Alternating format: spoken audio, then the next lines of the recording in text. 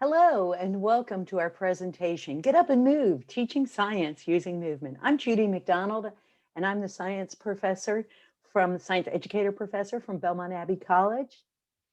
And I'm Alisa Wickliff, and I am the Associate Director with the Center for STEM Education at the University of North Carolina at Charlotte.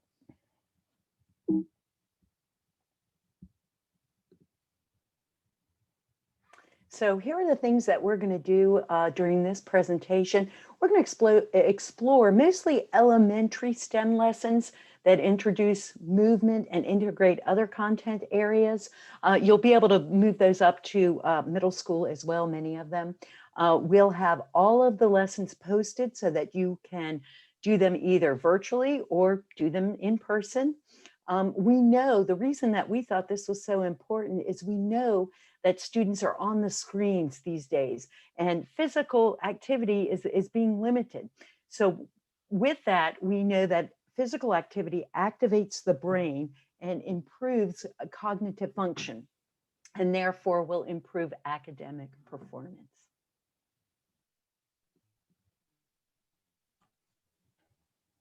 So instead of having brain breaks with movement, we're going to incorporate those brain breaks by moving throughout the lesson. We are going to focus on 4 different lessons. The first one will be Earth, the apple of our eye. We're going to illustrate the limits of our Earth and the importance of conservation. The second one is Earth systems, which is observational data of our great outdoors. The third one will be songs with content. So we're going to go through a few songs and pardon our voices, but I think you'll get the idea. And our last one is a simulation game called Oh Dear, where the students will become the deer and the components or the limiting factors within the habitat. So our first one is Earth, the apple of our eye. So we're going to start it with a little bit of background information through a video. So we're going to show you this video on world population. An environment is a system of living things. The Earth is our environment. The capacity of our environment to provide space, to produce food, and to supply energy are all limited. Humans thrive on less than 17% of the Earth's surface, and only about 4% will grow crops. We depend on these limited resources for our survival, yet we are increasing our population as if they were infinite. This fact is at the core of our environmental problems. On this map, we'll show population growth from the year 1 CE to the present and project our growth into the year 2050. Population concentrations will be indicated by dots, each of which will represent 1 million people. In areas where people are spread out and don't live in concentrations of 1 million, dots are placed in the middle of their approximate range. Historical references will be provided by images and text at the bottom of the screen. Okay, what you're seeing is the yellow dots. Remember, they count for 1 million people. We're going to see them throughout the Earth as our population grows. What you're going to see here as we kind of go through it a little bit quicker is we're going to see some events. We'll see most of the growth, but we're going to come to a point, and I want you to really focus on Western Europe, where you're going to see a decrease during the Black Death or the Black Plague. One thing I have my students do is to actually create the thumping of the heart, and you'll see why as we increase. So keep your eye out on Western Europe.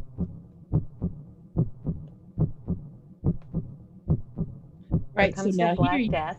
Right, you see the million yellow dots disappear. Exactly. And soon you're going to see Central and South America with the Incan and Aztec empires growing.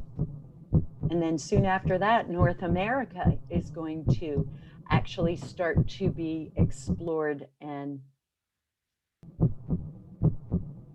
then So here we afterwards, are at 1800. We're at 1800. and very soon we're going to have modern medicine introduced. Listen to the heartbeat. Watch the dots. We're at 2 billion, 3 billion people, 4 billion, 5 billion, 6 billion, 7 billion, 8 billion, and 9 billion people on the earth. So this is an introductory video just to show your students. You'll want to show them the whole thing as they start to see how we have the world population, how much it's growing. So then after you look at that video, what you're going to do is you're going to do an activity with them. And you can use an apple as is indicated in the handouts that you'll get, or a piece of clay. But we really like the movement integration, where your students, all 32 of them, are going to act as the amount of, we're going to try to figure out how much land is there for us to grow food on Right. So they're the world, they're the globe. Exactly, exactly. So you have the 32 children, and they're going to be in the center of the room, and they represent the globe. Well, 24 of them immediately have to move away because they are the water. We can't grow our crops on water. We can do a little bit of that, but we'll talk about that later. We cannot grow crops there. So you have 8 children left. They represent the land. But then we know that not all of the land can be used for growth. So half of those children, 4 of them, will move to the side, and they represent the mountains and the swamps and the areas that we cannot grow our crops on. So now we have 4 children left in the center of the room to represent our farmable land.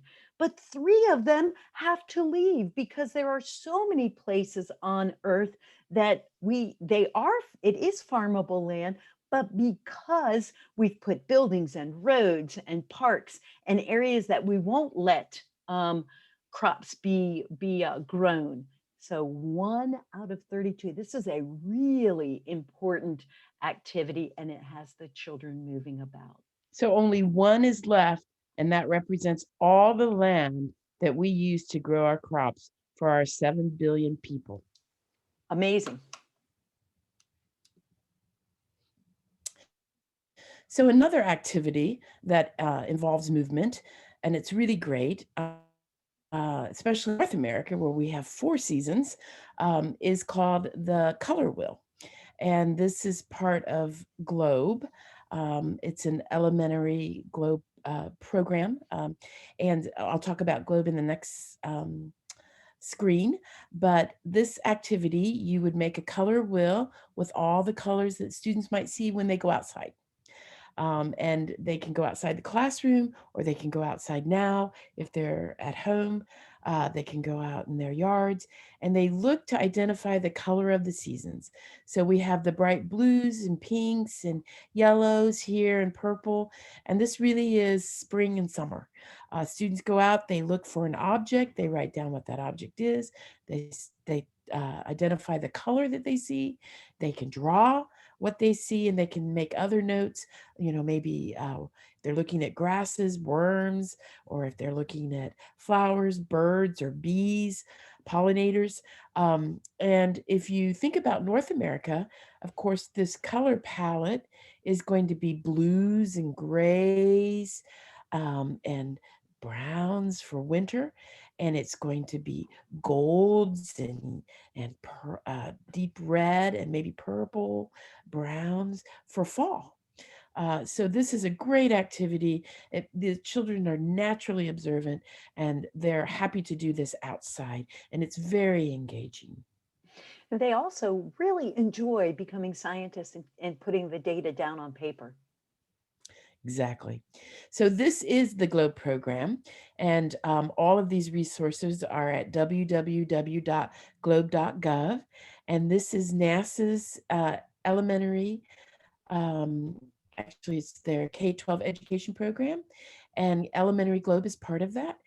And in Elementary Globe, it's literacy based, and there are books about elementary children. And here is Simon, Anita, and Dennis, three of these children. And they are looking at Earth systems. And this is really important because, of course, NASA is all about Earth system science. And so what we're talking about are our spheres that make up our globe. So we have the hydrosphere, all the water. We have the biosphere, all the things that grow, not only on land, but in the ocean. We have our atmosphere, and we have our lithosphere or pedosphere, so our soils. And there are a couple other books to deal with climate and aerosols, but we have um, our Earth Systems books. And this book in particular is a story. It's called All About Earth, Our World on Stage. And it's actually a play that the students act out. And so, for example, Simon is the hydrosphere, he's water. And Anita is atmosphere, and she's the air. And Dennis is the biosphere, all the things that grow. And so they set up this play, and the book is the play. And Miss Patel is their teacher. And so they have to act out their parts, and they all get in a fuss because they think they're the most important sphere for Earth systems. And in the end, what they find out is that it's all about all of them, and they're all equally important. And they learn about the interactions between things that grow, the water, and the clean air that we have, and the soil that we grow this on. So our food. So it's a really active, engaging activity, and I would encourage you to look for that. It's art, literacy, and drama. And again, all of this information is free, and it's at www.globe.gov. And it's really fun that they get to act out the parts as well. You give each student a role within it, and they can practice it at home and then come back next day and they're ready to be actors. Oh boy, our next one is, we have a lot of songs, and we're going to apologize in advance for our singing, but I think we need to show you how this works. And so many of the songs and so many of the introduce scientific vocabulary. And it's really hard to learn some of this vocabulary. So if we use songs, it actually helps. The first one that we are going to do is going to talk about water in the body. We know that our earth is composed of a lot of water. We discovered that earlier. But our bodies are too. And so the one Aqua Notes, there are several songs. We're going to go over a couple of them so that you can get an idea of what's in here. And the first one is, what it's going to talk about is talking about the motions of the body and the water that's involved in that to help with the motions. And this one's to Frere Jacques. So are you ready, Alisa, to sing with me? All right. So, and you can do movement with it as well. So here we go. Bend your elbow, move your shoulder, up and down, up and down. So you can see, and it goes on for a lot longer as well, but that's one of them. And the all other, of these will be posted. oh yes, yes, it's right. So. We're going to have this for you. The next one is to the tune of Old McDonald Had a Farm, and it's near and dear to my heart, being a McDonald. So so it'll be fun. So okay. Here we go. We need water to survive. It keeps us alive. Sorry, we're off sync here, but you got that. So there's a lot here. And there's also one that talks about the heart. And that's why we have this picture of the human body. And the students can be not only singing the song, but then coloring where all that circulatory and blood goes to. Okay, here we go. This one's really fun. And this is more of a sort of a chant, not really a song. But the water cycle is so very important. And we want to start this with our very youngest. Even our pre-K students would know this because we see the water cycle every day. And this water cycle talks about the four main parts, which is evaporation, condensation, precipitation, and collection, which we're going to demonstrate. I'm going to demonstrate. I'm going to get up here and move back a little bit. Hopefully you can see me. So we use our hands.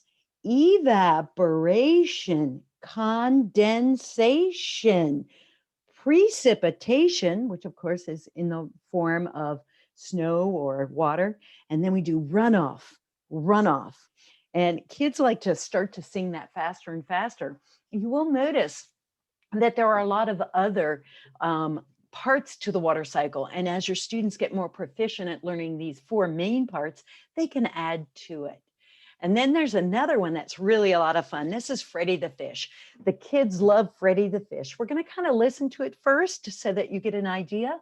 And then I'm going to tell you the activity that goes along with it.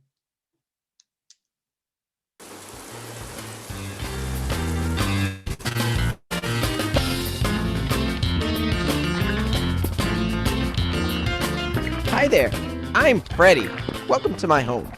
Sorry about all the mess. It may be raining up there, but down here, I'm dodging litter. Have you ever seen litter in the creek, river, or lake and wondered how it got there? I used to, and then I discovered that it gets carried here with the stormwater. What is stormwater, you ask? Stormwater is simply rainwater after it hits the ground. Easy enough. Okay, who knows what this is? That's a storm drain. What about this? Yep, another storm drain. You see, a storm drain's job is to keep the streets from flooding when it rains. But where does all that water go? Storm drains carry the water away from the streets and parking lots into the nearest creek, river, or lake, which is where I live. Now, these drains are different from the drains inside your home that carry wastewater from your sink, shower, and toilet. Those drains connect to pipes that go into the sewer system and to a huge cleaning facility where the water is cleaned and treated before it's released into the stream. But storm drains send water straight into the creek, river, or lake. That water doesn't get cleaned. These two drains are not the same. Only rain should go down the storm drain. Say that with me.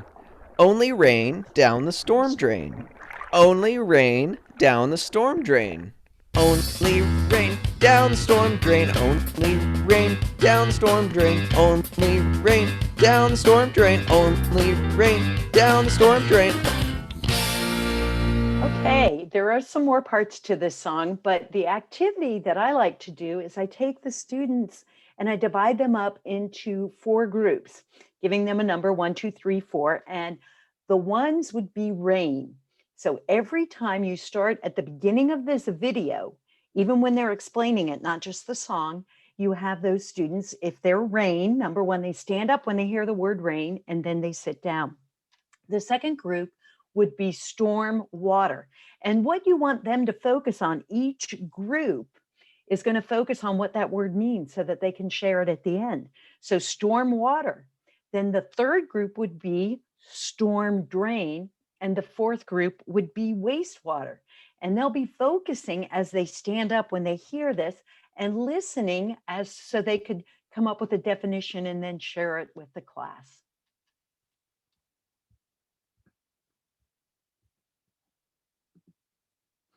So our next activity is a great activity for ecosystem, understanding ecosystems and the balance of predator and prey, and also what habitat certain animals live in.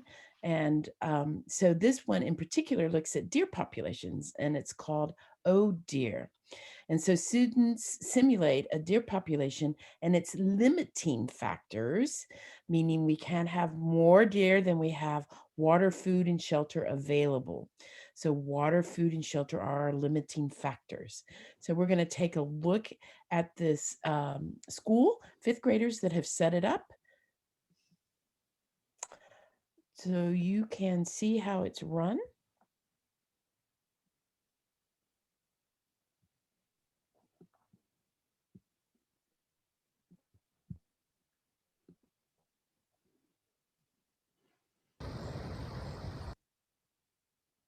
We're here at Rhodes Elementary playing the Oh Deer game. On this side we have our deer. On this side over here we have our habitat, which is food, water, or shelter. The count of three, we're going to say Oh Deer. 1, 2, 3. Oh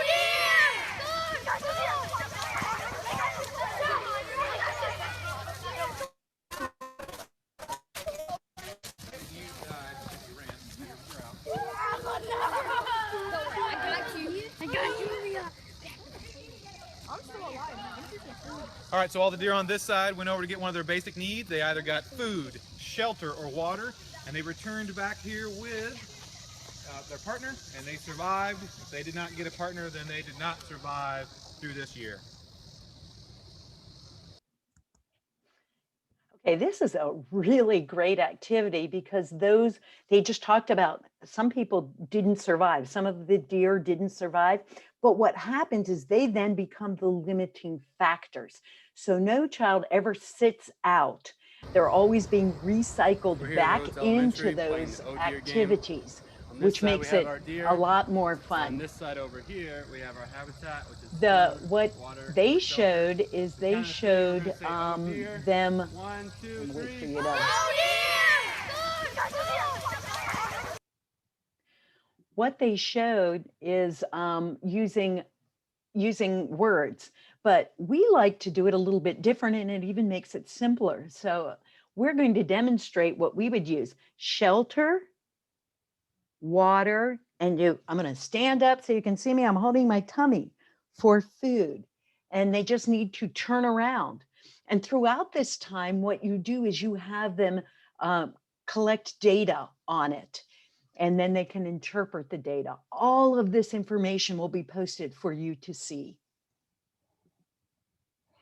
Thank you very much for joining us, and we hope that you're able to use these activities in your classroom. Yes. Goodbye. Bye.